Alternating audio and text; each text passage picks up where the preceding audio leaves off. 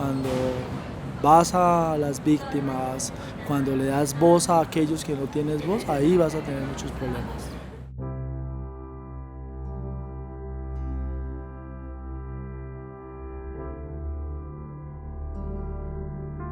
En Colombia, el periodismo se ha visto sometido a la censura, a la intimidación y, en el peor de los casos, a la muerte.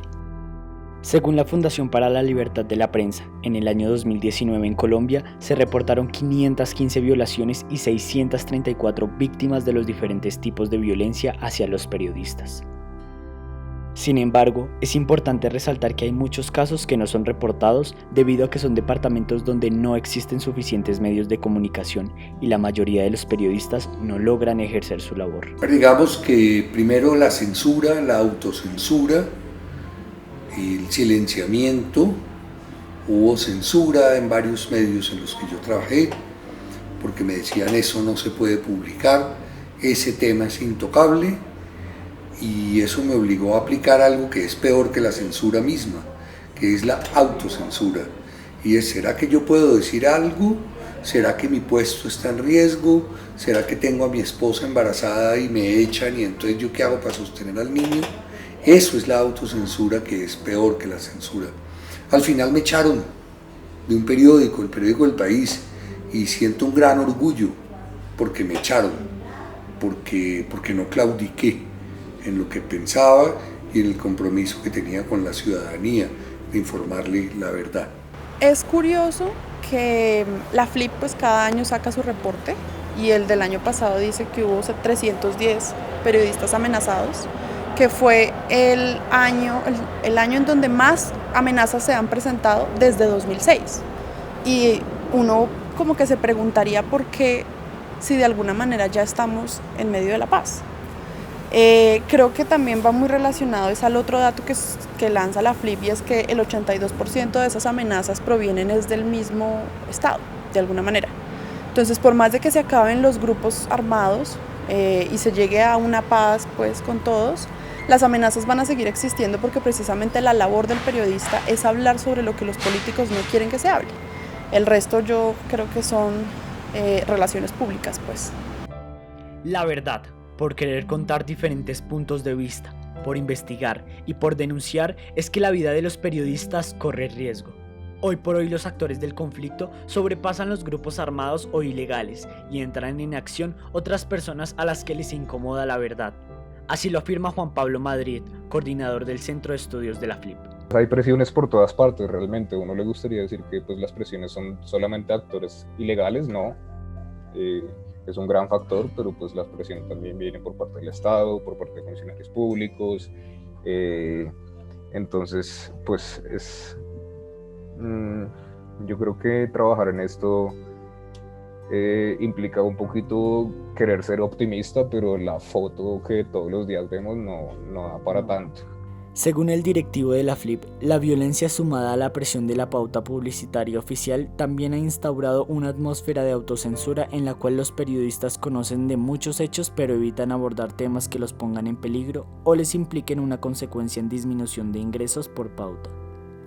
Ahorita digamos que pues es imposible no hablar de la pandemia como una fuente de por lo menos inestabilidad o inseguridad, sobre todo económica para los y las periodistas de región. Pues la mayoría de periodistas en región se sostienen a través de pauta, ya sea de las alcaldías o gobernaciones o pues pauta comercial, y con la crisis que trajo la pandemia pues esa pauta ha bajado significativamente, lo que obviamente significa que varios periodistas pues ya no tienen el sustento que tenían para ejercer su labor tranquilamente, ¿no?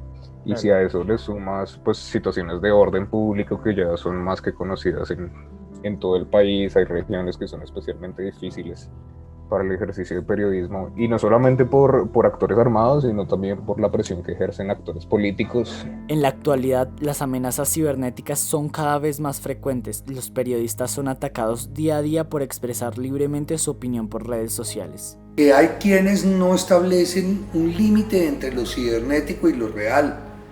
Y ese tipo que amenazó, por ejemplo, a Matador, el caricaturista del periódico El Tiempo, que lo amenazó por redes sociales. Algún imbécil dirá, si ya está amenazado por redes sociales, pues hagámoslo efectivo, y va y lo mata. O sea, todavía no hay un límite muy claro entre las redes sociales, entre el mundo virtual y el mundo real.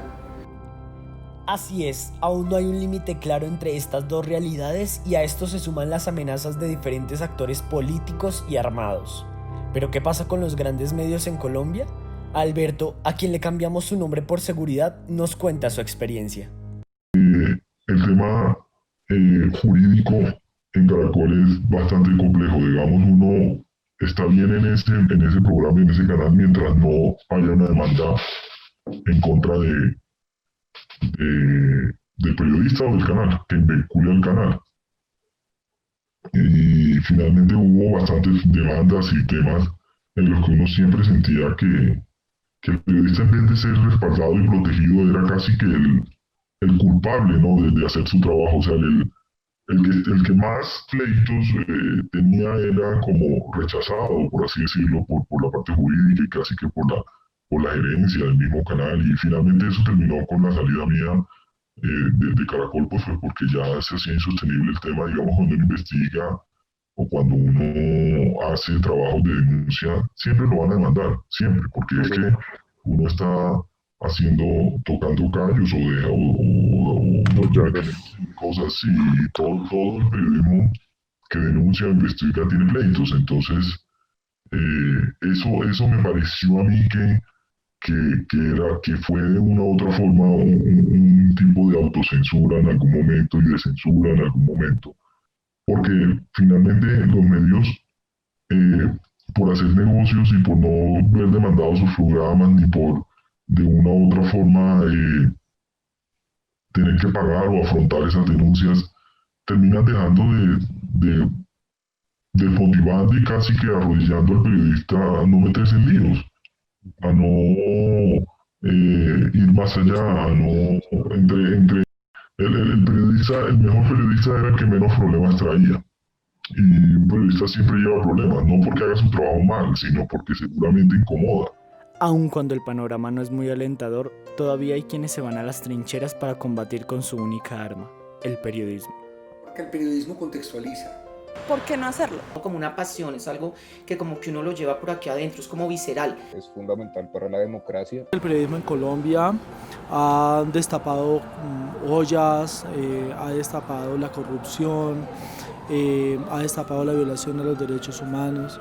El periodismo, aún a pesar de los riesgos, es necesario hacerlo.